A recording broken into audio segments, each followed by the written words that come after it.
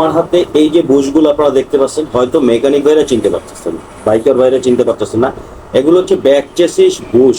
এটা পালসারের।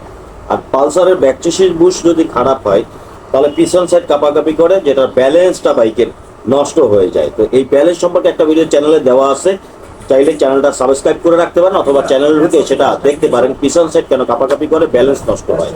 আর এই back chassis বুশগুলো change করার কারণ হচ্ছে যে এই বুশগুলো ক্ষয় হয়ে গেছে। এটা তো লোহার বুশ, এটা হালকা ক্ষয় হয়েছে, বাট বেশি ক্ষয় হয়েছে ফাইবারের বুশগুলো। এগুলো ফাইবারের বুশ থাকে। হ্যাঁ, তো এটা চেঞ্জ করার কারণ ভিতর থেকে ক্ষয় হয়ে গেছে এবং বাইরের থেকে ক্ষয় হয়ে গেছে, এবং বেশি পুরনো হলে এগুলো এভাবে ভেঙে যায়, ফেটে যায়, এইভাবে ফেটে যায় বা ভেঙে যায়।